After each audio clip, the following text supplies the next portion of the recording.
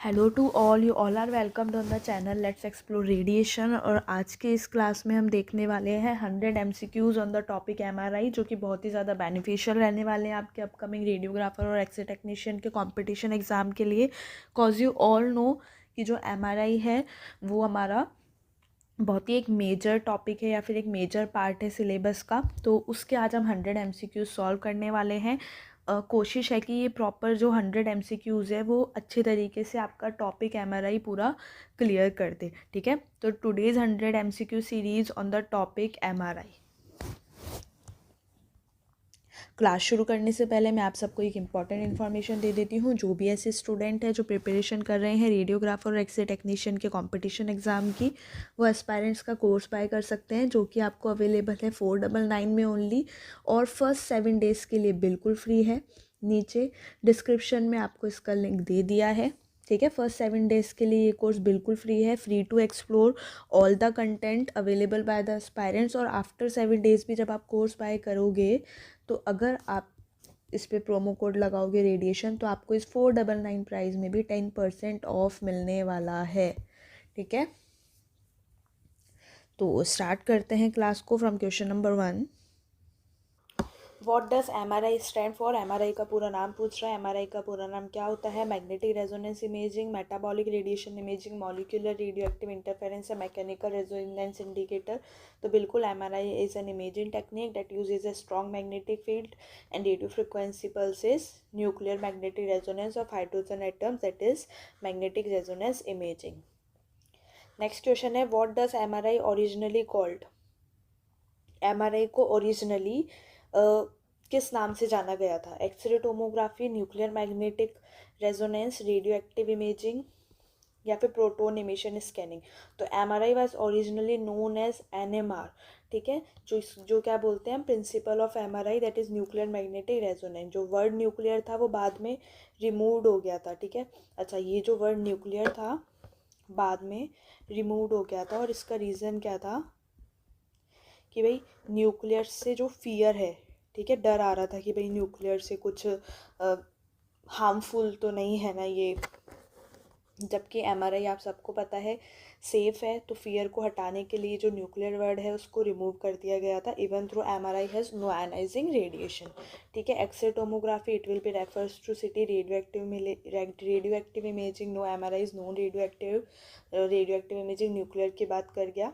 ठीक है, next question पे चलते हैं। What is MRI's main advantage? MRI का मेन एडवांटेज क्या है? पहला ऑप्शन है best spectral resolution, lowest cost procedure, best contrast resolution या फिर फास्टेस्ट स्कैन टाइम। तो MRI का मेन एडवांटेज क्या हो जाता है? Excellent soft tissue contrast, excellent soft tissue contrast. So MRI main advantage is best contrast resolution. ठीक है, बेस्ट स्पेक्चर रिजोल्यूशन सिटी में होगा, लोवेस्ट कॉस्ट प्रोसीजर, MRI तो एक्सपेंसिव होती है। ठीक है, फास्टेस्ट स्कैन टाइम की अगर मैं बात करूँ तो सिटी स्कैन फास्टेस्ट होती है। नेक्स्ट क्वेश्चन है, which patients are contraindicated for MRI? MRI में कौन से पेशेंट्स कॉन्ट्रा इंडिकेटेड होते हैं?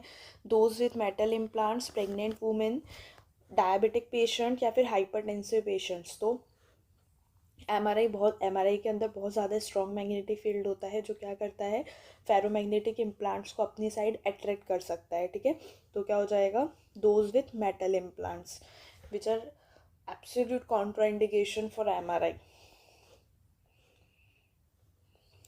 नेक्स्ट क्वेश्चन है, what occurs when protons are expose to a magnetic field?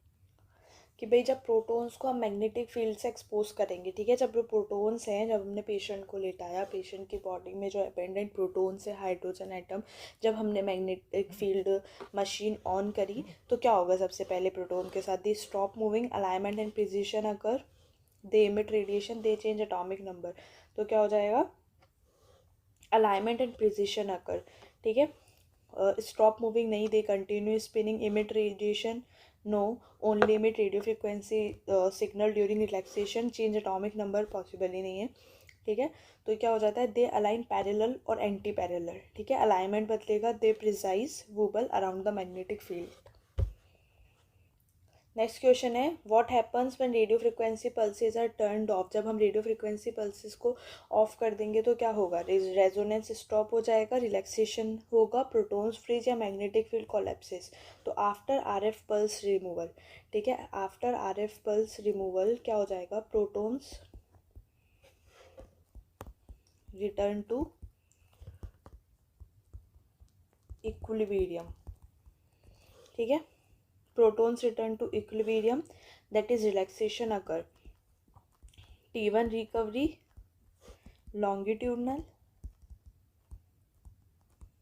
to 63%, T2 decay transverse that is 37%, and signal is emitted.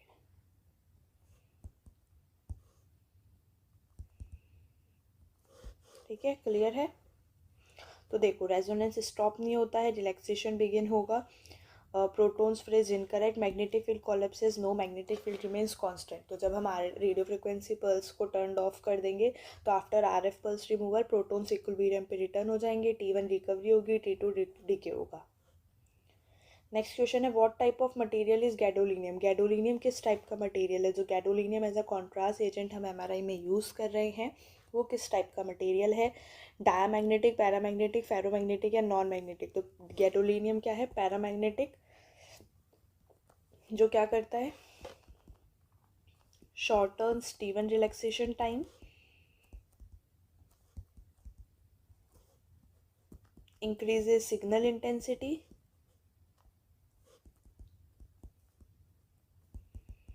and so used as MRI contrast agent.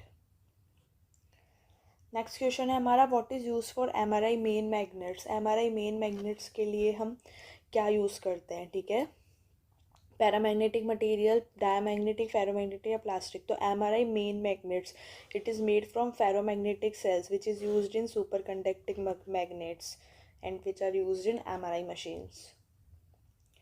Next question है which nucleus is mostly used in clinical MRI. Clinical MRI के अंदर mostly used, तो जो mostly used है वो क्या है? Hydrogen. Hydrogen one is ideal because abandoned in body,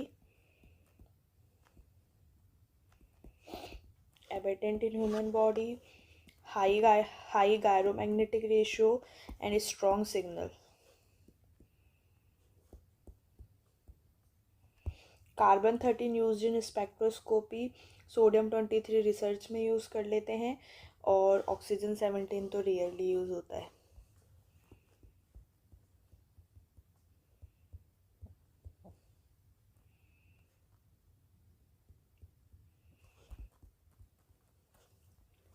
next question है हमारा what does B not represent. ये वो है बी नॉट, ठीक है, जो बी नॉट है वो क्या रिप्रेजेंट करता है? RF pulse strength, main magnetic field, patient temperature, gradient field. तो ये क्या रिप्रेजेंट करेगा? Main magnetic field which aligns proton strength measured in tesla, ठीक है। आरएफ पल्स स्ट्रेंथ तो B1 हो जाता है, पेशेंट टेम्परेचर नहीं, gradient field separate coils represent करेगी XYZ वाली। तो B naught is magnetic field. What is the purpose of shim coil. जो हम शिम कॉइल्स यूज़ कर रहे हैं एमआरआई के अंदर उसका पर्पस क्या है? Cool the magnet, improve field homogeneity, generate RF pulses या फिर शील्ड द पेशेंट। तो अगर मैं बात करूँ शिम कॉइल्स की तो शिम कॉइल्स का क्या हो जाता है? मैग्नेटिक फील्ड के जो इम्परफेक्शंस हैं, correct magnetic field imperfections, improve image quality,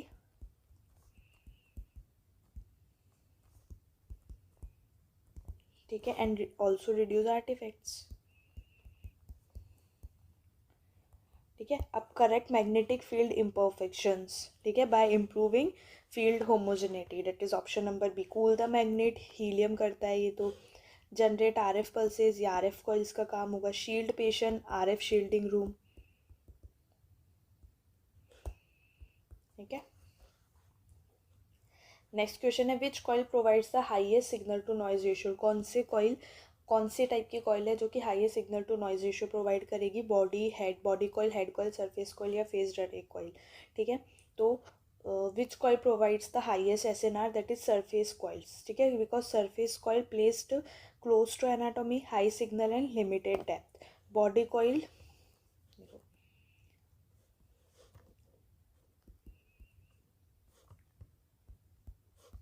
placed close to anatomy, high signal देगा, लिमिटेड डेप्थ है, मतलब क्लोज ही रखा हुआ है एनाटमी के। बॉडी कॉइल की अगर मैं बात करूँ तो uniform but lowest signal to noise ratio करेगा ये head coil, moderate. Phased array good coverage but still less than surface coil, highest signal to noise ratio किसका रहेगा, सरफेस कॉइल का।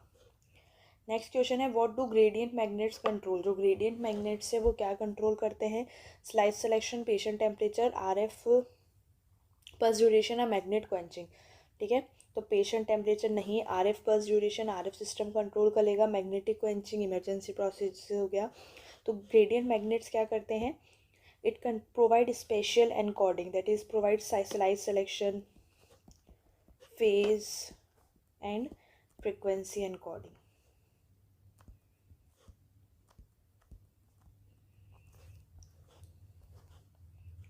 नेक्स्ट क्वेश्चन है what is precession, precession words तो हम देखते हैं, अभी हमने ऊपर वाले क्वेश्चन में प्रिसिशन वर्ड देखा है हमारे के अंदर, तो लेकिन होता क्या है, what is precession, proton spin alignment, wobble around magnetic field, random proton motion, electron orbit change. तो क्या हो जाएगा इसका answer, wobble around magnetic field. क्या हो जाता है, circular motion of protons around magnetic field. ठीक है, circular motion of protons around magnetic field and occurs at Larmor frequency.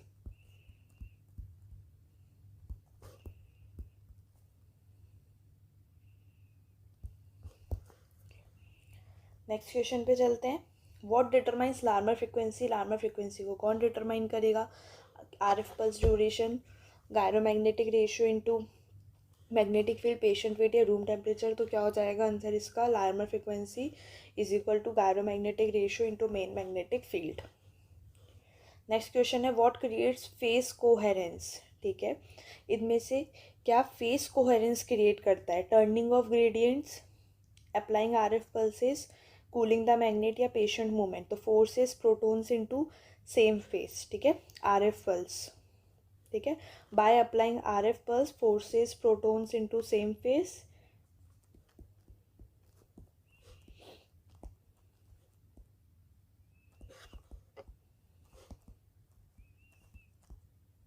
and creates transverse magnetization.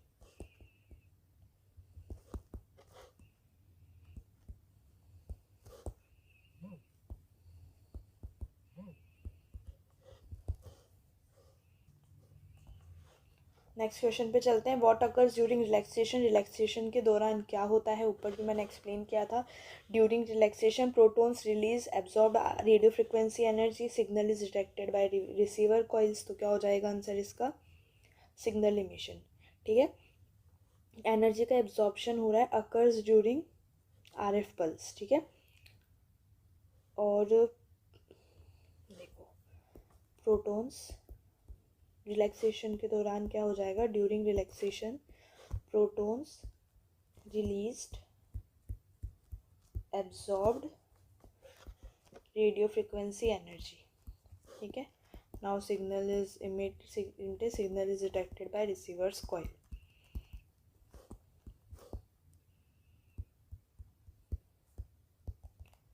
Next question पे चलते हैं, question number 18, short repetition time enhances what. ठीक है, short repetition time क्या enhance करता है, T2 waiting, T1 waiting, proton density या फिर डिफ्यूजन अफेक्ट्स। तो देखो short repetition time, short echo time और शॉर्ट रिपीटेशन टाइम क्या हो जाएगा, हमें किस में चाहिए, T1 वेटिंग में, और long repetition time, long echo time किस में, T2 वेटिंग में। नेक्स्ट क्वेश्चन है where is longitudinal magnetization, longitudinal magnetization कौन सी एक्सिस पे होगा, X axis, Y axis, Z axis या फिर ऑल एक्सिस। तो अगर मैं बात करूँ लॉन्गिट्यूडनल मैग्नेटाइजेशन की, तो align with main magnetic field, तो where is longitudinal magnetization in Z axis. ठीक है, X Y axis transverse plane में और जेड एक्सिस लॉन्गिट्यूडनल। नेक्स्ट है what does a 90 RF pulse create, what does a 90 degree RF pulse create. तो 90 degree RF pulse क्या create करेगी, pure T1 contrast, transverse magnetisation, no signal या inversion recovery. तो जो 90 degree RF pulse है वो create करेगी transverse magnetization, that is maximum signal generation. Pure T1 contrast, ये तो रिपीटेशन टाइम या फिर इको टाइम पे डिपेंड करेगा, ठीक है। No signal wrong, inversion recovery requires 180 degree pulse, और हमसे क्या पूछ रहा है 90 डिग्री RF पल्स, तो it will create transverse magnetisation, ठीक है। तो नेक्स्ट क्वेश्चन है what causes FID signal decay. FID क्या हो जाता है यहाँ पे, फ्री इंडक्शन डिके। इस क्वेश्चन को हम बिल्कुल डिटेल में देखेंगे, नया सा होगा, है ना, नया सा क्वेश्चन है ये। तो what causes free induction decay signal decay, तो फ्री इंडक्शन डिके होता क्या है, सबसे पहले तो ये देख लो FID होता क्या है। सिग्नल जो कि 90 डिग्री RF पल्स के जस्ट बाद आया है, ठीक है। Signal immediately after a 90 degree RF pulse, ठीक है। अब ये जो सिग्नल है वो just after 90 degree RF pulse आया, तो after excitation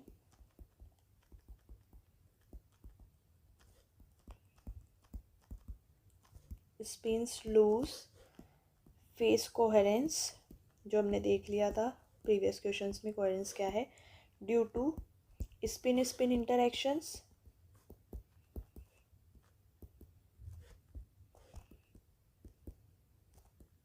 and magnetic field इनहोमोजेनिटीज,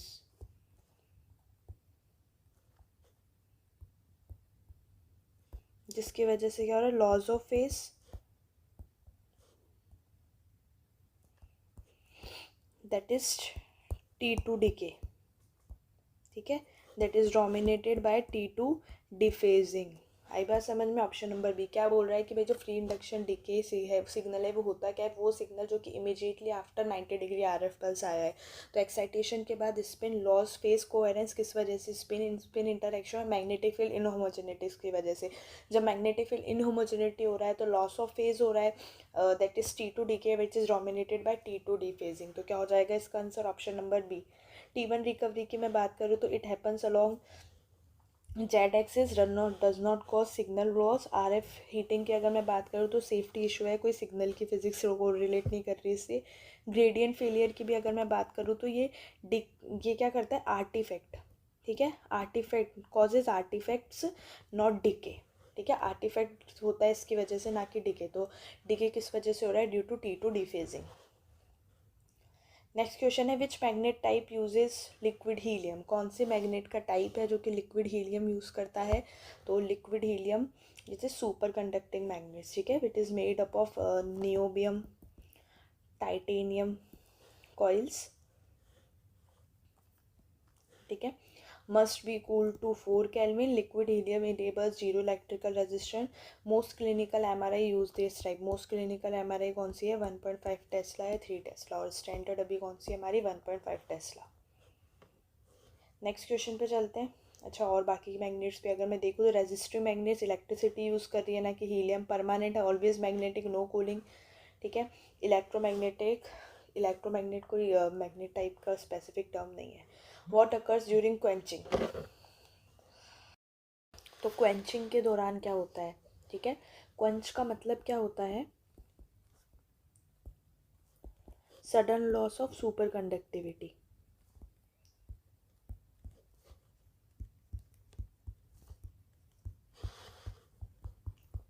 super conductivity. तो क्या हो जाएगा, अगर क्वेंचिंग हुई है तो helium rapidly boils of,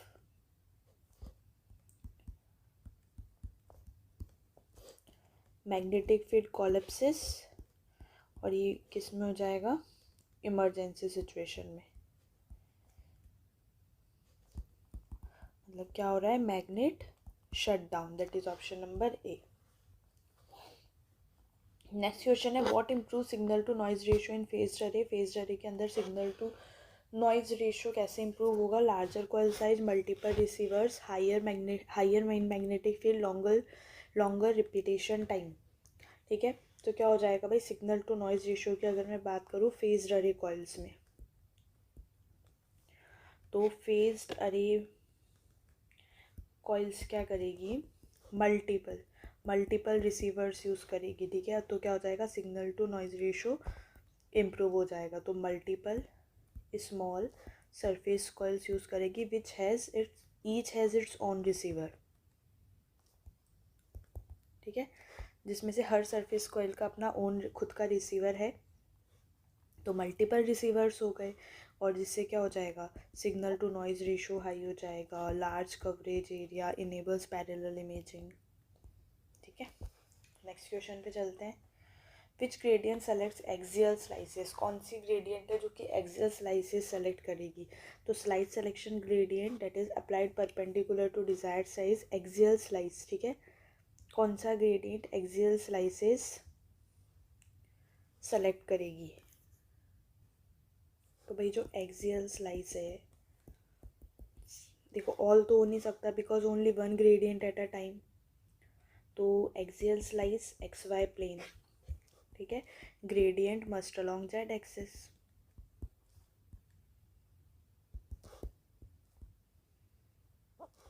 Z axis, तो क्या हो जाएगा आंसर इसका option number C. Next question पे चलते हैं। Where is the isocentre, isocentre कहाँ पे होता है। आइसोसेंटर वो पॉइंट है जहाँ पे मैग्नेटिक फील्ड सबसे ज़्यादा होमोजीनियस है, intersection of X Y Z gradients,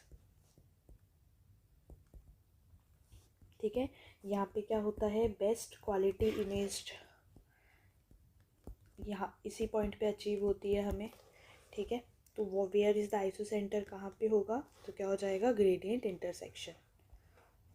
next question है what characterizes ferromagnetic material, ferromagnetic material का characterization weak attraction, no magnetization, permanent magnetism या सिग्नल रिडक्शन। तो भाई फेरोमैग्नेटिक मटेरियल जो होते हैं स्ट्रॉन्ग अट्रैक्शन होता है मैग्नेटिक फील्ड का, रिटेन मैग्नेटिज्म, ठीक है, that is permanent magnetism. Next question है what does T1 measure, T1 क्या मेजर करता है। तो T1 क्या हो जाएगा, T1 time for 63% longitudinal recovery, ठीक है, time for 63% longitudinal recovery. And T2 क्या हो जाता है 37% डिके, तो क्या हो जाएगा इसका answer option number B 63% recovery, और ये किसका होता है T2 का। नेक्स्ट क्वेश्चन है fat appears bright in, fat हमें ब्राइट किस में दिखाई देता है। तो हमें फैट ब्राइट दिखाई देगा किस में, T1 में, ठीक है। और वाटर या फिर CSF कैसा दिखाई देगा इसमें, डार्क। T2 में फैट डार्क और वाटर ब्राइट, अपोजिट हो जाएगा। नेक्स्ट क्वेश्चन है वाटर अपीयर्स ब्राइट इन, वाटर हमें ब्राइट किस में दिखाई देगा। तो वाटर अपीयर्स ब्राइट इन अभी मैंने ऊपर ही बोल दिया था T2 में। नेक्स्ट क्वेश्चन है what controls T2 weighting, T2 weighting को इनमें से कौन सा पैरामीटर कंट्रोल करता है। Repetition time, echo time, flip angle, bandwidth. तो भाई T2, ठीक है, T2 वेटिंग में तो अगर लॉन्ग इको टाइम है तो स्ट्रॉन्ग T2 वेटिंग होती है, ठीक है। तो किस पे डिपेंड करता है, इको टाइम पे। इको टाइम क्या डिटरमाइन करेगी कि भाई how much transverse decay is allowed, ठीक है, how much transverse decay is allowed. Bandwidth क्या होता है, ये तो सिग्नल टू नॉइज रेशियो और जो आर्टिफैक्ट्स है उनको अफेक्ट करेगी। फ्लिप एंगल ग्रेडियंट इको का पैरामीटर है। Repetition time controls T1 and echo time controls T2। Next question पे चलते हैं what is transfer magnetization responsible for, जो ट्रांसवर्स मैग्नेटाइजेशन है वो किसके लिए रेस्पॉन्सिबल है। तो ट्रांसवर्स मैग्नेटाइजेशन की अगर हम बात करें तो it is responsible for MR signal, ठीक है। Receiver cause detect changing transverse magnetisation, ठीक है। तो अगर no transverse magnetisation, no MR signal. Next question है व्हाट हैपन्स टू MZ, यही ब्रैकेट में लिखा था ना, इधर जैसे ट्रांसफर मैग्नेटाइजेशन MXY,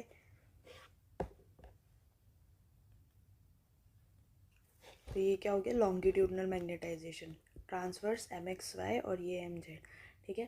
तो क्या पूछ रहा है what happens to longitudinal magnetisation after 180 degree pulse, double हो जाएगी, इन्वर्ट हो जाएगी, वैनिश हो जाएगी या फिर ऑसिलेट। तो 180 डिग्री पल्स मतलब flips longitudinal magnetisation from +Z to -Z, तो कि इन्वर्जन रिकवरी सीक्वेंसेस में हम यूज़ ले लेते हैं।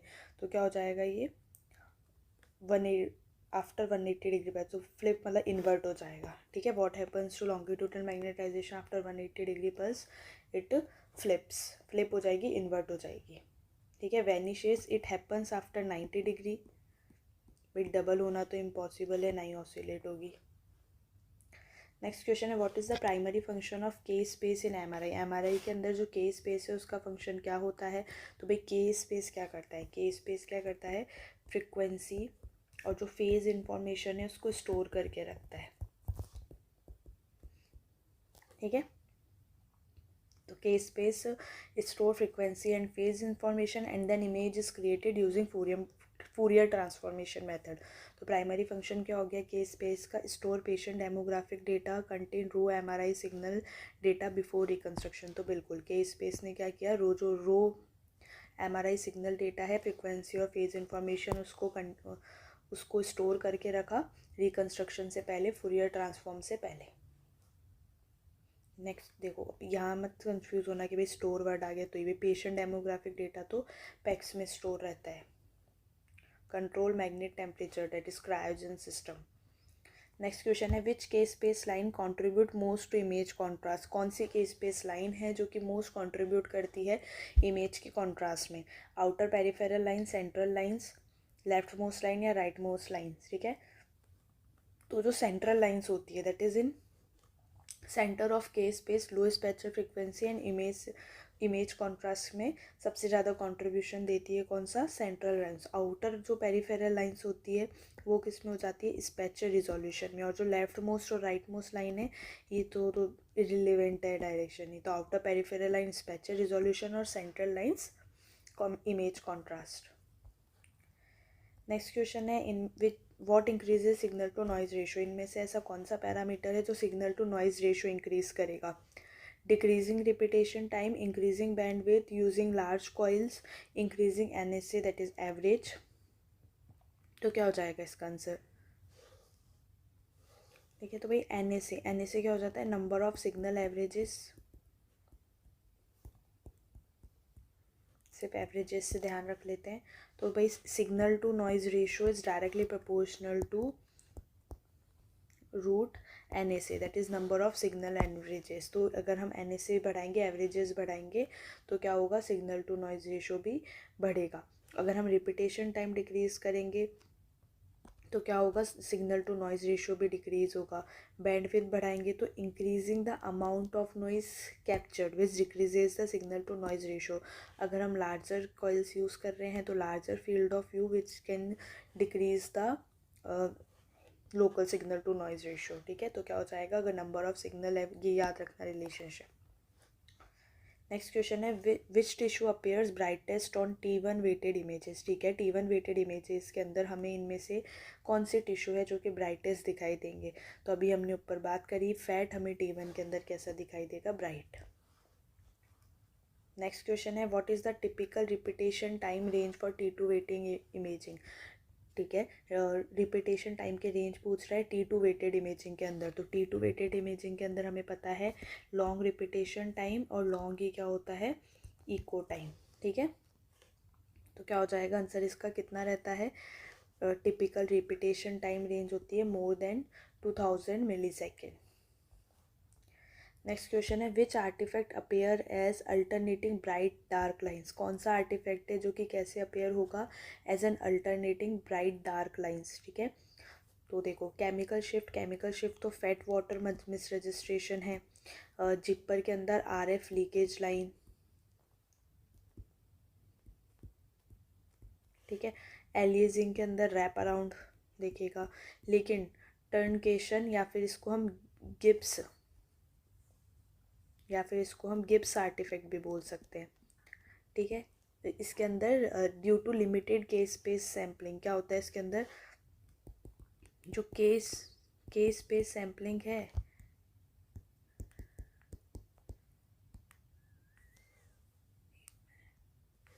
ठीक है। Limited k space sampling appears at sharp tissue interfaces. और कैसे अपेयर होगा, it's a bright alternating bright dark lines. तो किस में दिखेगा हमें, टर्निकेशन या फिर गिब्स आर्टिफैक्ट। नेक्स्ट क्वेश्चन है what is the main advantage of gradient echo sequence. Gradient echo sequence का सब मेन एडवांटेज क्या है? Better T1 contrast, faster scan time, highest signal to noise ratio, फिर रिड्यूस आर्टिफैक्ट। ठीक है, तो अगर हम बात करें ग्रेडियंट इको सीक्वेंस की तो it uses small flip angles, no 180 degree pulse, तो बहुत ज़्यादा फास्ट होता है ये, that is faster scan time. Next question है which sequence uses 180 degree inversion pulses. इनमें से ऐसा कौन सा एमआरआई का सीक्वेंस है जो कि 180 डिग्री इन्वर्जन पल्सेस यूज़ करता है? Spin echo, inversion recovery, gradient echo, echo planar. तो नाम से ही बता पड़ रहा है भाई, inversion recovery, 180 degree inversion pulse use by inversion recovery. Spin echo की अगर मैं बात करूँ तो uses 90 degree plus 180 degree refocusing, not inversion. Gradient echo तो 180 डिग्री पल्स मैंने बताया, स्मॉल ऊपर वाले में कि स्मॉल फ्लिप एंगल यूज़ कर रहा है, 180 डिग्री पल्स यूज़ ही नहीं कर रहा, तो बिल्कुल फास्ट हो जाता है। इको प्लानर तो एक्वाइजेशन टेक्निक है, ना कि इन्वर्जन। नेक्स्ट क्वेश्चन है व्हाट डज स्टिर सप्रेस। जो स्टिर है, शॉर्ट टू इन्वर्जन रिकवरी, ये क्या सप्रेस कर रहा है? तो भाई जो शॉर्ट टू इन्वर्जन रिकवरी है, शॉर्ट इन्वर्जन टाइम यूज़ करता है टू नल फैट सिग्नल या फिर to nullify the fat signal. ठीक है, तो क्या हो जाएगा इसका आंसर? Option number B. तो अच्छा, इट इज़ एक्सीलेंट फॉर, ये भी क्वेश्चन आ जाता है, शॉर्ट टू इमेजिंग, वो short tau inversion recovery, it is excellent for in detection of bone marrow oedema and MSK imaging, musculoskeletal imaging. ठीक है, नेक्स्ट क्वेश्चन पे चलते हैं। FLAIR is particularly useful for. जो फ्लूइड एटेन्यूएटेड इन्वर्जन रिकवरी है वो इनमें से कौन सी कंडीशन के लिए पर्टिकुलरली यूज़फुल रहेगा? तो फ्लूइड एटेन्यूएटेड इन्वर्जन रिकवरी के अंदर क्या होता है, सेरेब्रोस्पाइनल फ्लूइड सप्रेस हो जाता है। तो किससे रिलेटेड हो गया ये? न्यूरो। ठीक है, दैट इज़ न्यूरो रेडियोलॉजी। तो क्या हो जाएगा इसका answer? Option number C. Musculoskeletal में अभी हमने पहले ही देखा क्या होता है, स्टेर। कार्डियक इमेजिंग में हम सिने MRI प्रेफर कर लेते हैं। तो एब्डोमिनल के अंदर हम MRI करते ही कम प्रेफर है, हम क्या यूज़ कर, रेयरली यूज़ करते हैं हम एब्डोमिनल इमेजिंग के लिए MRI। हम या तो स्पेशल इन्वेस्टिगेशन या फिर CT स्कैन करते हैं। ठीक है, तो जो CSF को सप्रेस कर रही है, तो CSF को सप्रेस करेगी तो जो भी लीजन्स है एडजेसेंट टू CSF वो हमें अच्छे से दिखाई देंगे, मोर विजिबल। ठीक है, नेक्स्ट क्वेश्चन पे चलते हैं। Echo planar imaging can acquired images in. Echo planar imaging के अंदर जो इमेजेस है वो कितनी देर में आती है? In hours, in minutes, in second, in millisecond. तो अगर मैं बात करूँ इको प्लानर इमेजिंग की तो इसमें after a single RF excitation ही इमेज आ जाएगी, that is in milliseconds के अंदर आ जाती है। ठीक है, मतलब extremely fast acquisition. What primarily causes motion artifacts. इनमें से ऐसे कौन सा पैरामीटर है जो बता रहा है मोशन आर्टिफैक्ट हो सकते हैं जिस वजह से? Metal implant, patient movement, magnet coins या फिर RF इंटरफेरेंस। तो भाई मेटल इम्प्लांट्स तो क्या कर देगा, ससेप्टिबिलिटी आर्टिफैक्ट्स। ठीक है, मैग्नेट कॉन्च ये तो मतलब सिस्टम शट डाउन कर देगा पूरा। RF इंटरफेरेंस से जिपर आर्टिफैक्ट पे वीडियो अपलोडेड है या MRI के चैनल पे। ठीक है, पेशेंट मूवमेंट की वजह से क्या हो जाएगा, मोशन आर्टिफैक्ट। तो क्या हो जाएगा आंसर इसका? Option number B. Next question की तरफ चलते हैं। Chemical shift artifact occurs between. ठीक है, जो केमिकल शिफ्ट आर्टिफैक्ट है वो किस किस के बीच हो रहा है? Fat, water, bone, muscle, CSF, brain या फिर year and tissue.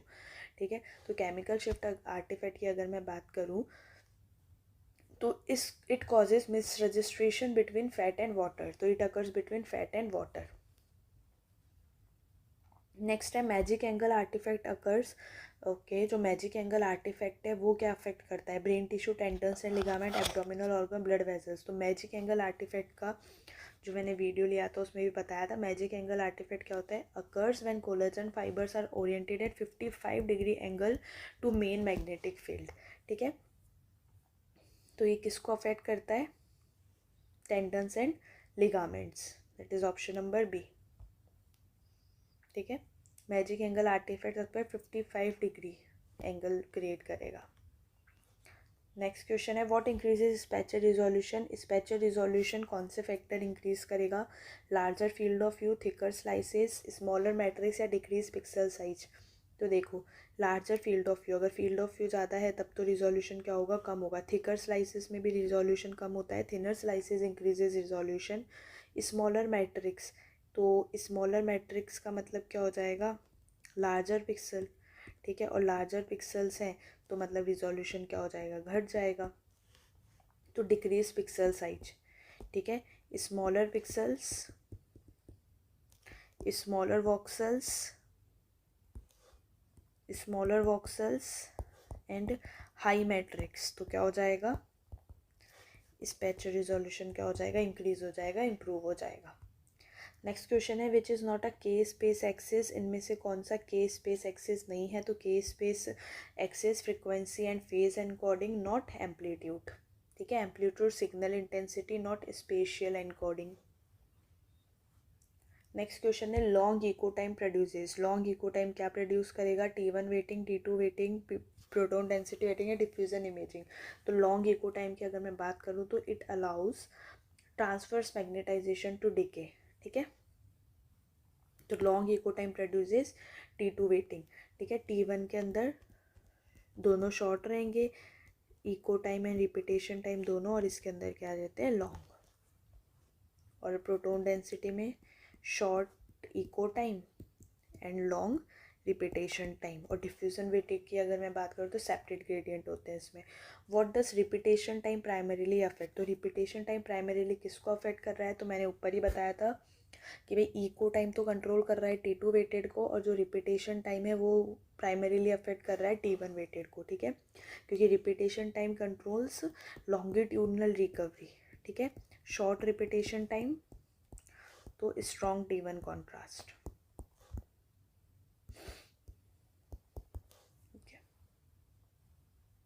Next question है which sequence uses multiple 180 degree pulses, इनमें से ऐसा कौन सा सीक्वेंस है जो कि मल्टीपल 180 डिग्री पल्सेस यूज़ कर रहा है, gradient echo, fast spin echo, short tau inversion recovery, या फिर इको प्लानर इमेजिंग। तो देखो इको प्लानर इमेजिंग तो ग्रेडियंट बेस्ड इको है, ठीक है। शॉर्ट टू में के अंदर क्या होता है, सिंगल इन्वर्जन, मतलब मल्टीपल 180 डिग्री पल्स यूज़ नहीं कर रहा, सिंगल 180 डिग्री कर रहा है। Fast spin echo, fast spin echo के अंदर क्या हो जाता है, एक तो 90 degree 190 degree plus multiple 180 degree pulses, ठीक है। ग्रेडियंट इको की अगर मैं बात करूँ तो ये तो 180 डिग्री पल्स यूज़ ही नहीं कर रहा। नेक्स्ट है इंक्रीज बैंडविथ, अगर हमने बैंडविथ को बढ़ाया तो क्या होगा, improve signal to noise ratio, reduces chemical shift, increases scan time, या फिर डिक्रीजेज रिजोल्यूशन। तो देखो अगर हमने बैंडविथ बढ़ाई है तो क्या हो जाएगा भाई, अगर हायर बैंडविथ है तो लेस फ्रिक्वेंसी, ठीक है, less frequency and decrease signal to noise ratio. तो ये तो गलत हो गया, अपोजिट हो रहा है, कम हो रहा है। रिड्यूसेस केमिकल शिफ्ट आर्टिफैक्ट, बिल्कुल, because less frequency difference per pixel that will reduce chemical shift, ठीक है। स्कैन टाइम बढ़ेगा नहीं, decrease resolution, mainly signal to noise resolution affect होता है, signal to noise ratio affect होता है। नेक्स्ट क्वेश्चन है which is true about field of view, field of view से रिलेटेड कौन सा पॉइंट ट्रू है, सही है। Larger field of view increases resolution, smaller field of view decreases resolution. Field of view does not affect scan time, field of view only affects slice thickness. तो अगर हम बात करें फील्ड ऑफ व्यू की तो स्मॉलर फील्ड ऑफ व्यू, अगर field of view smaller है तो सिग्नल टू नॉइज रेशियो क्या हो जाएगा, डिक्रीज हो जाएगा, ठीक है। अगर फील्ड ऑफ व्यू स्मॉलर है तो स्मॉलर पिक्सल्स या फिर स्मॉलर वॉक्सल्स ये तरह लिखते हैं, स्मॉलर वॉक्सल्स, फ्यूअर प्रोटॉन्स,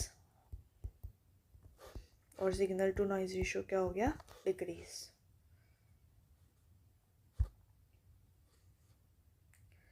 और लार्ज अगर फील्ड ऑफ व्यू है, लार्ज फील्ड ऑफ व्यू है तो वो क्या करेगा, डिक्रीजेज रिजोल्यूशन। और स्कैन टाइम को तो अफेक्ट नहीं करता। What is the main disadvantage of inversion recovery sequence, inversion recovery sequence का मेन डिसएडवांटेज क्या हो जाता है भाई, इसके अंदर एडिशनल इन्वर्जन पल्सेस होती है ना, पूरी 180 डिग्री वाली एडिशनल पल्सेस ऐड इसमें, तो जो स्कैन टाइम है वो लॉन्ग लगता है, ठीक है, मतलब ज़्यादा स्कैन टाइम लगता है, long scan time. Next question है which sequence is most sensitive to magnetic susceptibility, इनमें से ऐसा कौन सा सीक्वेंस है जो कि मोस्ट सेंसिटिव है मैग्नेटिक ससेप्टिबिलिटी के, तो बिल्कुल gradient echo, lacks 180 degree refocusing, ठीक है, and it is sensitive to blood, calcium, metal, ठीक है। नेक्स्ट क्वेश्चन है what does echo time stand for, E T मतलब टी पूछा था तो टाइम टू इको ही हो गया ये, time between R F excitation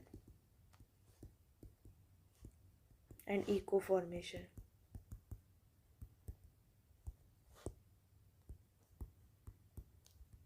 and echo formation. Next पे चलते हैं, which factor does not improve signal to noise ratio, कौन सा फैक्टर है जो कि सिग्नल टू नॉइज रेशियो को इम्प्रूव नहीं करता, increase averages, N S A, ठीक है, number of signal averages, does increase decrease bandwidth, larger voxel या लॉन्गर इको टाइम। तो देखो अगर हम ये बढ़ाएंगे तो क्या हो जाएगा, सिग्नल टू नॉइज रेशियो भी क्या हो जाएगा, इम्प्रूव हो जाएगा, अगर हम बैंडविथ डिक्रीज करेंगे तब भी सिग्नल टू नॉइज रेशियो क्या हो जाएगा, इम्प्रूव हो जाएगा, ठीक है। लार्जर वॉक्सल्स मतलब कि more signal, that means improve high signal to noise ratio, ठीक है, इम्प्रूव सिग्नल, लेकिन अगर इको टाइम लॉन्गर है then more signal decay, signal decay ज़्यादा होगा और जो सिग्नल टू नॉइज रेशियो है वो क्या हो जाएगा, कम, तो क्या हो जाएगा इसका answer, longer echo time. Next question है what is the flip angle range for gradient echo, gradient echo के लिए फ्लिप एंगल रेंज कितनी होती है, तो gradient echo uses small flip angles that is less than 90 degree हो जाएगा answer इसका, एग्जैक्टली 90 एग्जैक्टली, ठीक है, less than 90 degree small flip angles use कर रहा है 10 to 60 डिग्री, ठीक है, एग्जैक्ट नहीं करेगा।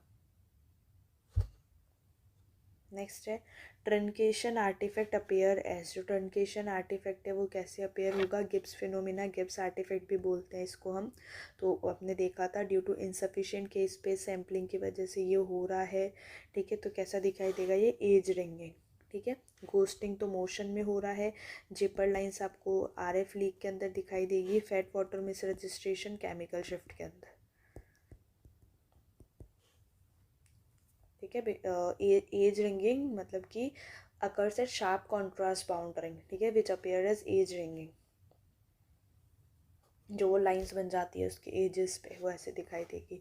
नेक्स्ट क्वेश्चन है which is not a characteristic of proton density weighted imaging, PD weighted imaging का कौन सा कैरेक्टरिस्टिक नहीं है, लॉन्ग रिपीटेशन टाइम, बिल्कुल सही बात है, long repetition time eliminates T1 affect, short echo time minimises T2 affect, ठीक है, हाई कॉन्ट्रास्ट, ओके, कौन सा कैरेक्टरिस्टिक नहीं है, which is not a characteristic of proton density weighted images, ठीक है, तो भाई हाई कॉन्ट्रास्ट तो नहीं होता है ना, लो कॉन्ट्रास्ट यूज़ करता है typically, high signal and low contrast with high proton density, हाँ, ठीक है, high signal from tissues with high proton density and low contrast, तो क्या हो जाएगा इसका answer, option number C.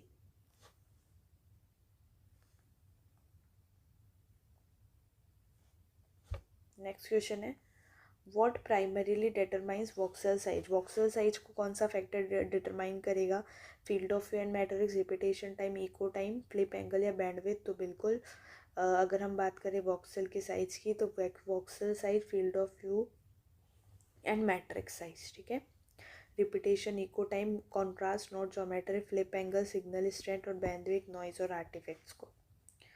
Next question है which is true about इकोप्लेनर imaging, इकोप्लेनर imaging से रिलेटेड कौन सा ऑप्शन एकदम करेक्ट है, uses multiple excitation, no it uses single excitation, not multiple. Has fills k space in one shot, बिल्कुल it fills k space in one shot. 1 RF excitation, rapid gradient switching, entire k space acquired in a single shot. ठीक है, किस में use होता है? Echo planar imaging, functional MRI, diffusion MRI. Next है poor temporal resolution, नहीं. Excellent temporal resolution होता है, only use for cardiac imaging, no. Commonly use in diffusion. Next question है what causes aliasing artifact. Aliasing artifact किस वजह से होता है? तो एलियासिंग आर्टिफैक्ट कब होगा कि जो हमारा फील्ड ऑफ व्यू है, वो जो हमारा पार्ट है जिसको हमें स्कैन करना है उससे छोटा हो, that is field of view smaller than anatomy, aliasing artifact और रैप अराउंड आर्टिफैक्ट. ठीक है, पेशेंट मोशन की वजह से घोस्टिंग होती है, that is motion artifacts. Metal implant susceptibility artifacts and RF interference is related to zipper artifact. Next question है which sequence best visualize tendon. कौन से सीक्वेंस में हमें टेंडन्स बहुत अच्छे से दिखाई देंगे? T1, T2, स्टिर या फिर फ्लेयर. ठीक है, तो टेंडन्स का जो T2 है वो तो बहुत ज़्यादा शॉर्ट है, तो डार्क दिखाई देता है मोस्ट सीक्वेंस में. लेकिन एनाटमिकल डिटेल हमें सबसे अच्छी किस में दिखाई देती है? किस में दिखाई देती है?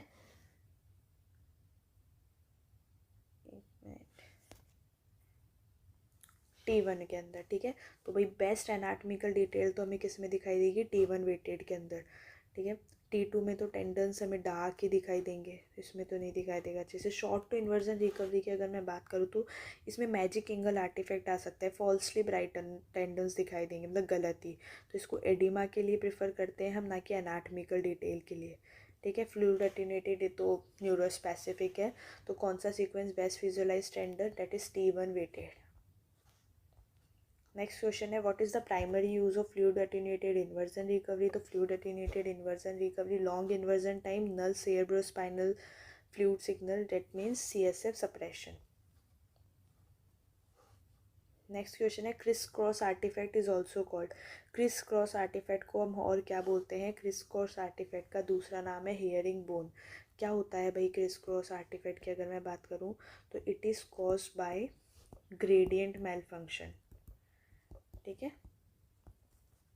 Gradient malfunction. और इसको हम क्रिस क्रॉस क्यों बोलते हैं? Because it appears as diagonal, because it appear as diagonal criss cross lines.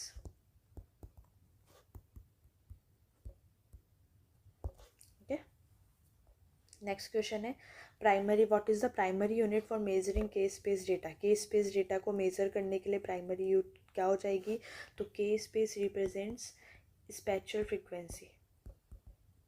ठीक है, यूनिट्स रिलेट टू चेंज पर distance, that is radians per centimeter. Tesla field strength, hertz signal frequency, milliseconds time. Next question है which component contributes most to spatial resolution. कौन सा component है जो कि सबसे ज़्यादा कंट्रीब्यूट करेगा स्पेक्चुअल रिजोल्यूशन में? सेंटर ऑफ के स्पेस, आउटर लाइंस ऑफ के space, phase encoding direction, frequency encoding direction. तो हमने देखा था भाई सेंटर लाइंस जो है के स्पेस की वो तो किसके लिए होगी? कॉन्ट्रास्ट के लिए. And the peripheral lines of के space it is for high spatial. ठीक है, मतलब आउटर लाइंस वो क्या करेगी? High spatial frequency determine a sharpness and resolution, that is spatial resolution. Next question है to reduce scan time while maintaining signal to noise ratio, you would. ठीक है, हमें स्कैन टाइम को रिड्यूस करना है लेकिन signal to noise ratio maintain रखना है, तो हम क्या करेंगे? Increasing averages and decrease matrix, decrease repetition time and increase echo time, use a larger coil and increase bandwidth, decreases field of view and increase slice thickness. तो देखो पहला option क्या बोल रहा है कि अगर हम नंबर ऑफ़ सिग्नल एवरेजेस बढ़ा देंगे और मैट्रिक्स डिक्रीज़ कर देंगे. तो अगर हम डिक्रीज़ कर देंगे मैट्रिक्स को तो it will reduce phase steps. अगर फेज स्टेप्स रिड्यूस होंगे तो फास्टर स्कैन होगा. हमने ये बढ़ा दिया एवरेजेस तो क्या होगा? रिस्टोर कर लेगा low signal to noise ratio को भी. तो क्या हो जाएगा इसका आंसर? Option number A. दूसरे के decrease repetition time increase echo time, ये तो क्या हो जाएगा? कॉन्ट्रास्ट डिग्रेड कर देगा. ठीक है, use a larger coil and increase bandwidth, नहीं.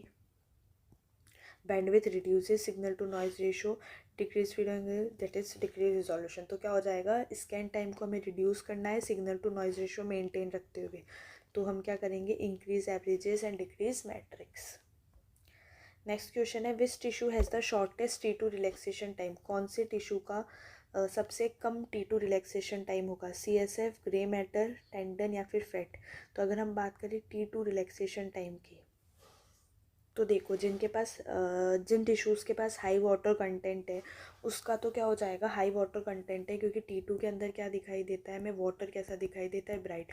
तो जिसका हाई वाटर कंटेंट है उसका तो T2 रिलैक्सेशन टाइम क्या होगा, लॉन्ग होगा। तो CSF का क्या हो जाएगा यहाँ पे, लॉन्गेस्ट। ग्रे मैटर का क्या हो जाता है, इंटरमीडिएट। और tendon, tendon highly order collagen है, इसका बहुत ज़्यादा कम सिग्नल रहता है T2 के अंदर। टेंडन अब देखा था हमने, टेंडन अगर हमें अच्छे से देखना है तो हम T1 वेटेड इमेजेस ही प्रिफर करते हैं बिकॉज ऑफ एनाटमिकल डिटेल। ये भी पहले अभी क्वेश्चंस था। फैट में क्या हो जाता है, लॉन्गर देन टेंडन इसका T2 relaxation time. Next question पे चलते हैं। Truncation artifact appear as, truncation artifact कैसे अपीयर होगा, कैसे दिखाई देगा, is ghosting in the phase direction, नहीं। घोस्टिंग की तो हमने बात कर ली। मोशन में at tissue interfaces with high contrast, बिल्कुल। किप्स फिनोमिनन होगा, टिश्यू की मतलब sharp seen at sharp boundaries पे हमें दिखाई देगा, that is option number B. Next question है which parameter is most critical for T1 waiting, ठीक है। कौन सा पैरामीटर सबसे ज़्यादा क्रिटिकल है T1 वेटिंग के लिए, long echo time, short repetition time, small flip angle या फिर हाई बैंडविड्थ। तो बिल्कुल short repetition time, because it will prevents full longitudinal recovery and enhances T1 differences, ठीक है, that is short repetition time. Long T की अगर मैं बात करूँ तो T2 में small flip angle gradient echo specific है, बैंडविड्थ क्या कर रहा है, नॉइस कंट्रोल। नेक्स्ट क्वेश्चन है the magic angle phenomenon occurs at. तो मैजिक एंगल जो फिनोमिनन है वो कहाँ पे, क्या होता है इसके अंदर, जो टेंडन्स है अपीयर्स फॉल्सली ब्राइट। तो it occurs at 55 degree angle to main magnetic field. Next question है हमारा to optimise proton density weighted imaging you would use, ठीक है। PD वेटेड इमेजिंग के लिए हम क्या यूज़ करते हैं, long repetition time and short echo time, जैसा कि मैंने पिछले क्वेश्चंस में ही बताया था। नेक्स्ट है which sequence would best suppress CSF signal. CSF signal कौन से सीक्वेंस के अंदर सबसे अच्छे से सप्रेस हो जाएगा, तो FLAIR that is fluid attenuated inversion recovery, it will nullifies the CSF। Next है to reduce chemical shift artifact you would. Chemical shift artifact को रिड्यूस करने के लिए हम क्या करेंगे, तो देखो increase bandwidth, decrease echo time, use a surface coil या फिर अप्लाई फैट सेचुरेशन। तो देखो फैट सेचुरेशन तो भाई ऐसा नहीं केमिकल शिफ्ट आर्टिफैक्ट है फैट वाटर में होता है तो यही ऑप्शन नहीं। देखो फैट सेचुरेशन क्या करेगा, रिमूव कर देगा फैट को, ठीक है, रिमूव कर देगा फैट को। लेकिन हमसे क्या पूछ रहा है, हमें केमिकल शिफ्ट आर्टिफैक्ट रिड्यूस करना है, तो क्या हो जाएगा, बट बैंडविड्थ, ठीक है, बैंडविड्थ जो है वो डायरेक्टली क्या करेगा, रिड्यूस करेगा आर्टिफैक्ट को, ठीक है। हाइयर अगर बैंडविड्थ है, अगर हाइयर बैंडविड्थ है तो reduce frequency misregistration between fat and water, TE affects T2 and coil does not affect shift, chemical shift. Next question है which is true about इकोप्लेनर imaging. इकोप्लेनर imaging से related कौन सा option सही है, use repeated 180 degree pulses, नहीं 180 degree pulse use नहीं करता ये। रिक्वायर्स हाई परफॉर्मेंस ग्रेडियंट, बिल्कुल। एक्सट्रीमली फास्ट ग्रेडियंट स्विचिंग है, हमें इसके अंदर हाई परफॉर्मेंस ग्रेडियंट की रिक्वायरमेंट होगी। हैज़ पुअर, नहीं। एक्सीलेंट टेम्पोरल रिजोल्यूशन है, can not be use with diffusion, नहीं। In fact it is commonly use with diffusion weighting, diffusion MRI। Next question है the zipper artifact is caused by. तो zipper artifact किस वजह से हो जाता है, the zipper artifact is caused by RF leakage, ठीक है, जब कोई external radio frequency pulse scanning room में एंटर कर रही है तो it is caused by RF leakage.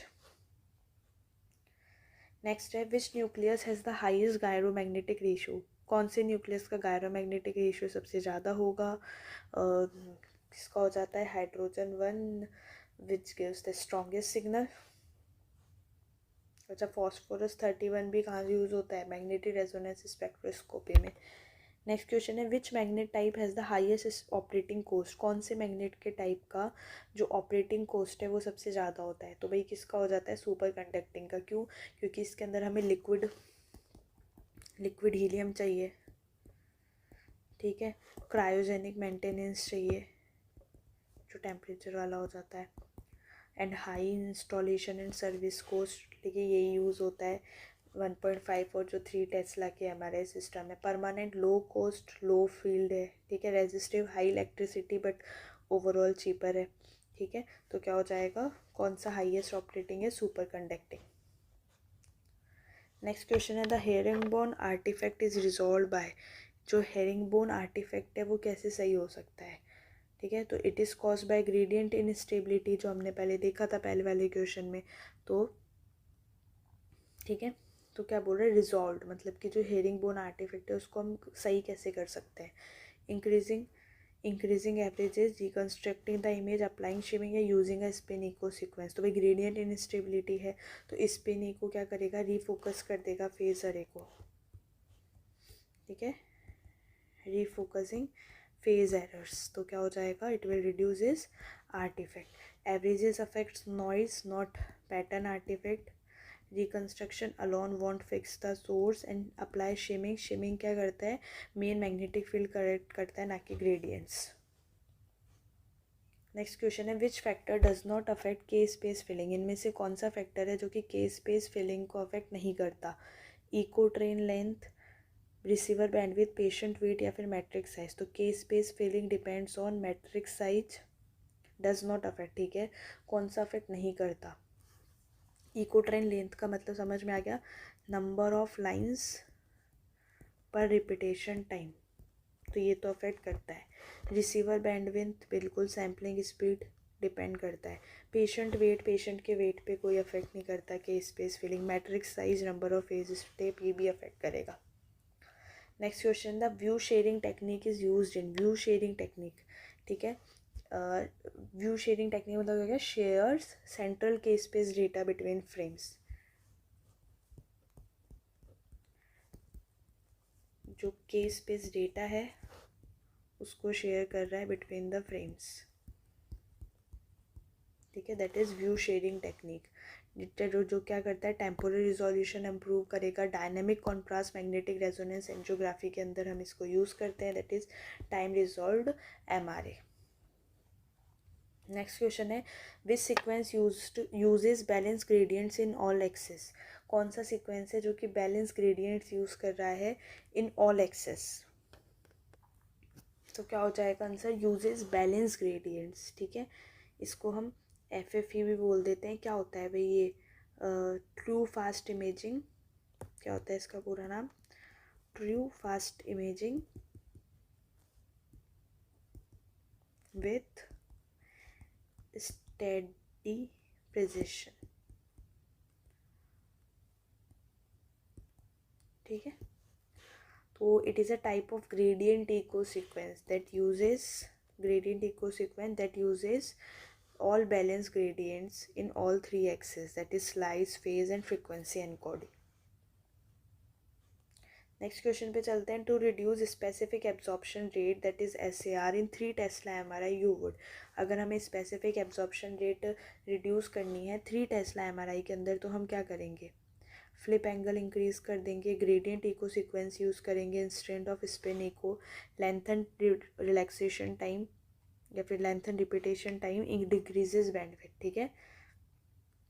तो क्या करेंगे हम, ठीक है, तो SAR जो स्पेसिफिक एब्जॉर्प्शन रेट है, it increases with use gradient echo instead of spin echo, मतलब SAR increases with field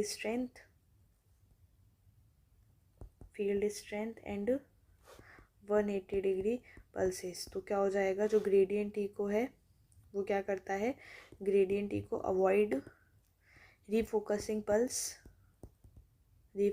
pulse को ये क्या करेगा, अवॉइड करेगा।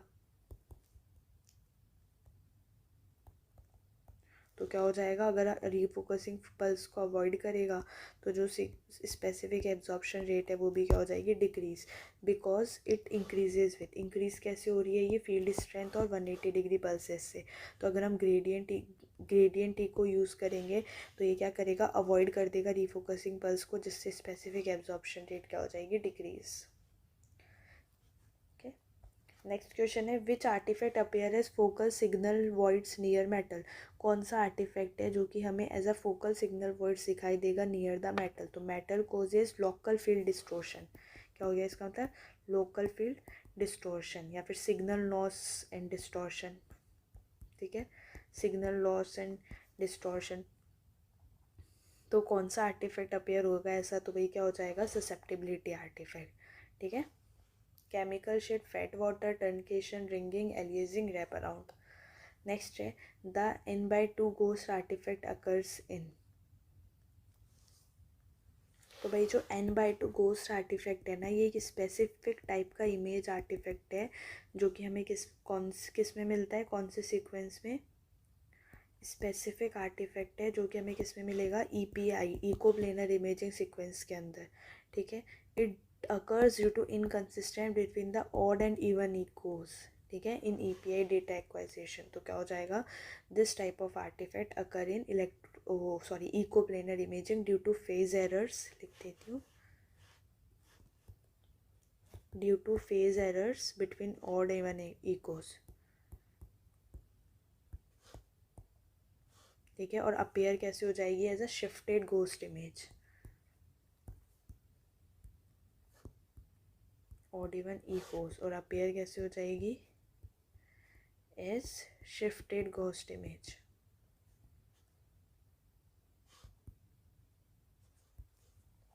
नेक्स्ट क्वेश्चन पे चलते हैं, which is not a property of liquid helium in superconducting magnet. जो हम लिक्विड हीलियम यूज़ कर रहे हैं सुपर कंडक्टिंग मैग्नेट में, उसकी इनमें से कौन सी प्रॉपर्टी नहीं है। Cools to 4K, provide thermal insulation, boils off during quench, conducts electricity. तो भाई हीलियम की अगर हम बात करें तो it does not conduct electricity. ठीक है, liquid helium acts as a coolant, boils during quench, ठीक है, एंड इलेक्ट्रिकल इंसुलेटर के जैसे भी वो हो जाएगा, but it does not conduct electricity. Next question है, to minimize eddy current artifact modern system use. Eddy current artifacts को मिनिमाइज करने के लिए जो मॉडर्न सिस्टम है वो क्या यूज़ कर रहा है, तो ये क्या यूज़ कर रहा है, एक्टिव शील्डिंग। ठीक है, which will reduce image distortion. Passive shimming तो किस लिए होता है, मैग्नेटिक फील्ड यूनिफॉर्मिटी के लिए। बैंडविथ क्या करेगा, हायर बैंडविथ केमिकल शिफ्ट को कम करेगा। Larger field of view wrap around artifact को कम कर देगा। ठीक है, passive shimming, magnetic field uniformity, higher bandwidth है तो केमिकल शिफ्ट को कम कर देगा, केमिकल शिफ्ट आर्टिफैक्ट को। लार्जर फील्ड ऑफ व्यू है तो एलियजिंग या फिर जो रैप अराउंड आर्टिफैक्ट है वो कम हो जाएगा। तो एडी करंट आर्टिफैक्ट को मिनिमाइज करने के लिए हम क्या करेंगे, एक्टिव शील्डिंग।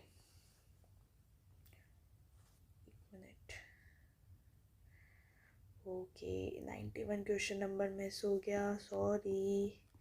91 में एक क्वेश्चन था जो कि मिस टाइप्ड हो गया था, उसको फिर से टाइप करना था और वो स्किप हो गया, सॉरी फॉर द इनकन्वीनियंस। तो 99 क्वेश्चन की सीरीज़ हुई है ना। The dielectric affect is most prominent in. जो डाइलेक्ट्रिक अफेक्ट है वो सबसे ज़्यादा प्रोमिनेंट कब रहेगा, 0.5 टेस्ला पे, 1.5 टेस्ला पे, 3 टेस्ला या 7 टेस्ला पे। तो देखो डाइलेक्ट्रिक अफेक्ट की अगर मैं बात करूँ तो मोस्ट प्रोमिनेंट, तो ये जो है ये मोस्ट प्रोमिनेंट होता है हाइयर मैग्नेटिक फील्ड स्ट्रेंथ पे। मतलब जितना ज़्यादा मैग्नेटिक फील्ड स्ट्रेंथ होगा उतना ज़्यादा जो डाइलेक्ट्रिक इफेक्ट है वो क्या होगा, प्रोमिनेंट। ठीक है, डाइलेक्ट्रिक इफेक्ट होता क्या है कि भाई कैसे जो ह्यूमन टिश्यू है मतलब वो कैसे इंटरेक्ट करेगा with radio frequency field used in MRI।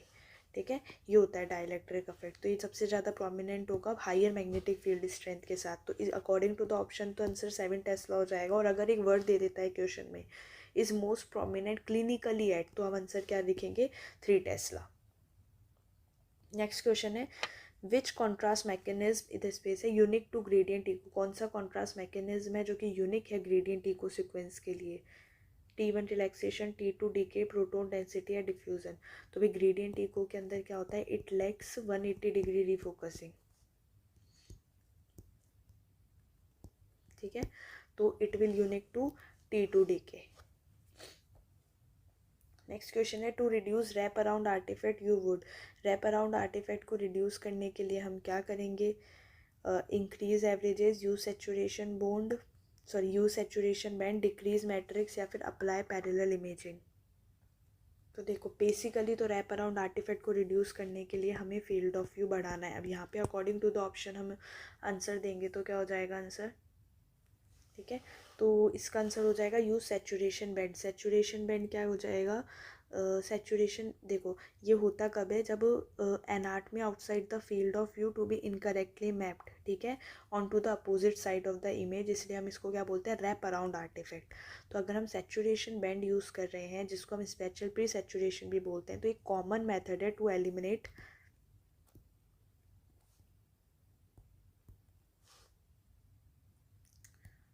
ठीक है, common method to eliminate the signal from areas outside the field of view. और अगर ये और अगर ये वाले सिग्नल एलिमिनेट कर देगा तो क्या हो जाएगा, जो रैप अराउंड आर्टिफैक्ट है वो भी क्या हो जाएगा, रिड्यूस हो जाएगा। बाकी के ऑप्शन भी देख लेते हैं। चाहे अगर हम एवरेजेस इंक्रीज करेंगे तो signal to noise ratio improve होगा, लेकिन स्पेशल मिस मैपिंग का कोई लेना देना नहीं है, तो रैप अराउंड से कोई मतलब नहीं रहेगा। अगर हम मैट्रिक्स साइज को डिक्रीज करेंगे तो स्मॉलर फील्ड ऑफ व्यू हो जाएगा, तो ये तो बात ही अलग हो गई, और इसने तो और ज़्यादा ख़राब कर दिया रैप अराउंड आर्टिफैक्ट, मतलब और ज़्यादा बढ़ा दिया। अगर हम पैरेलल इमेजिंग अप्लाई करेंगे तो ये चेंज करेगा कि भाई how data is acquired and reconstructed, तो ये स्मॉलर फील्ड ऑफ व्यू और फास्टर स्कैन को अलाउ करेगा, but it does not directly prevent aliasing, ठीक है, मतलब एलिजिंग आर्टिफैक्ट को रिड्यूस नहीं कर रहा है। जबकि सेचुरेशन बैंड यूज़ करने पे वो क्या करेगा, जो outside the field of view signal है उसको एलिमिनेट कर देगा, और जो रैप अराउंड आर्टिफैक्ट है जो अपोजिट साइड पे इमेज क्रिएट हो रही है वो नहीं बनेगी, दैट इज रिड्यूस हो जाएगा आर्टिफैक्ट। नेक्स्ट क्वेश्चन है which is true about parallel imaging, parallel imaging के रिगार्डिंग इसमें से कौन सा पॉइंट सही है? पहला ऑप्शन है increases scan time, requires phase array coil, reduces signal to noise ratio linearly, uses higher flip angles. तो अगर हम बात करें रे पैरेलल इमेजिंग इन एमआरआई, तो ये किस लिए यूज़ हो रही है, it is use to reduce scan time, ठीक है, तो पूछ रहा है भाई कौन सा ऑप्शन सही है, ठीक है, तो ये रिड्यूस करता है स्कैन टाइम को, रिक्वायर्स फेज्ड अरे कॉइल्स, ठीक है। नेक्स्ट क्वेश्चन है the central bright spot artifact in BSS-FP occurs when, तो भाई इसमें कंफ्यूज मत होना, ये क्या है, बैलेंस्ड स्टेडी स्टेट फ्री प्रेजेशन,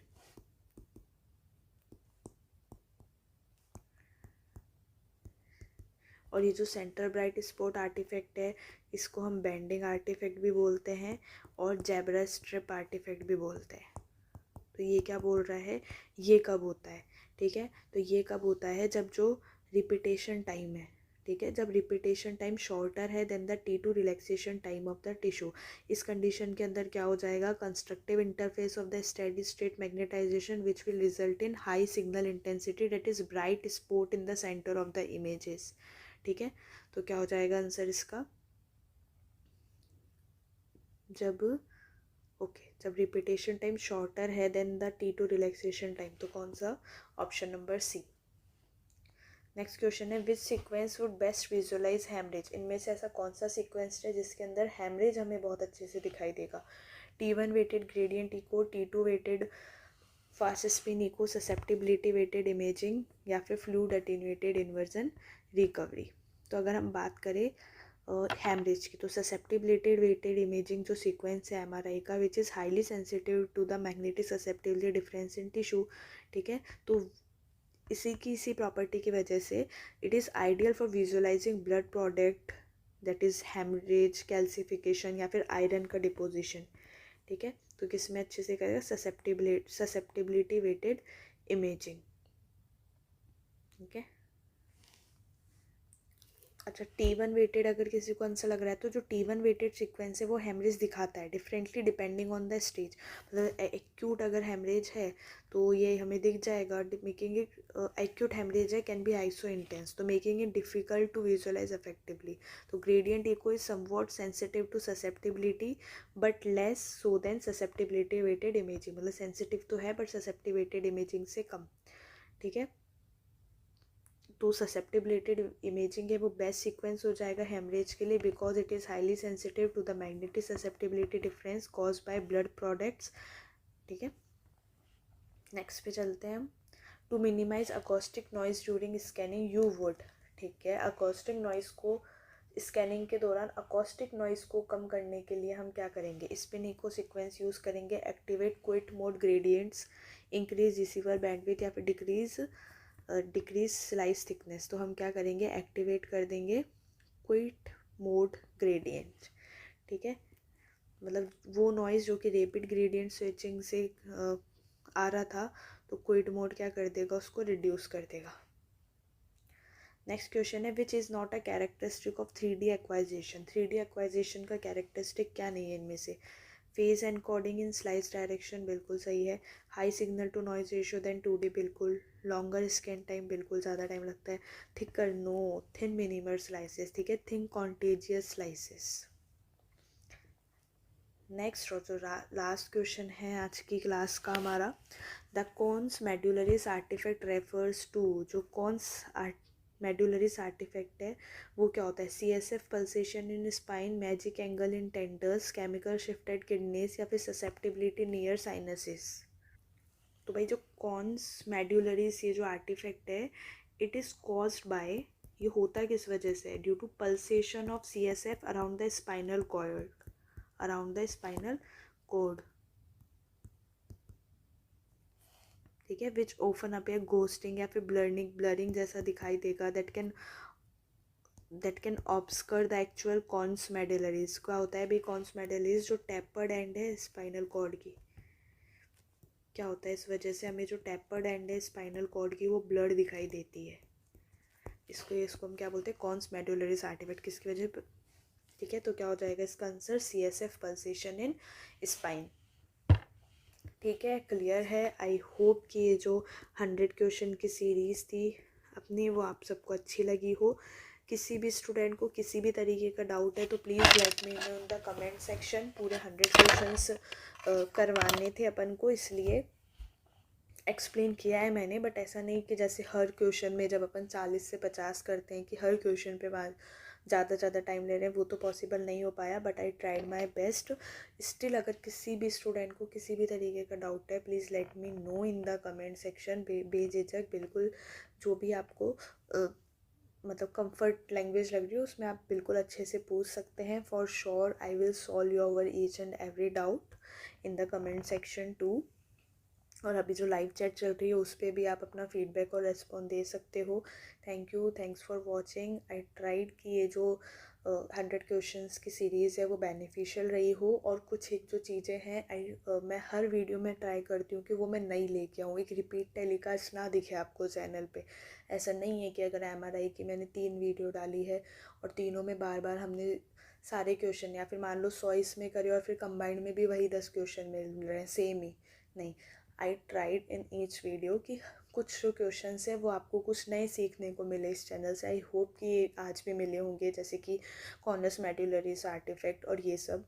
ठीक है, और भी कुछ questions, and I think that's mandatory to enhance your knowledge. ठीक है, उस नॉलेज पे हमें स्टक नहीं रहना है, बिल्कुल हमें उसको बढ़ाना ही है। ठीक है, तो ये जो कुछ 5 से 7 क्वेश्चन है वो उसको एक्सपेंड ही कर रहे हैं, और अगर उनमें आपको डाउट है तो प्लीज़ आप मुझसे कमेंट सेक्शन में पूछे। वैसे तो मैं ट्राई करती हूँ कि ऐसे कुछ क्वेश्चन है तो उस पर तो बिल्कुल अच्छे से समझाई दूँ। ठीक है, okay, thank you so much, thanks for watching. और जो भी ऐसे स्टूडेंट है जो एस्पायरेंट्स का कोर्स बाय करना चाहते हैं उसके लिए आपको नीचे डिस्क्रिप्शन में लिंक दे दी गई है, आप लिंक पे जाएंगे, ऐप को डाउनलोड करेंगे, कोर्स को एक्सप्लोर करेंगे and without any doubt course को बाय कर सकते हो। 499 कोर्स की प्राइस है। अगर आप उस पर कोड लगाओगे रेडिएशन तो आपको 10% ऑफ भी मिलेगा। Okay, thank you, thanks for watching. और अपना फीडबैक भी आप कमेंट सेक्शन में दे कि वीडियो आपको कैसी लगी हो। Thank you.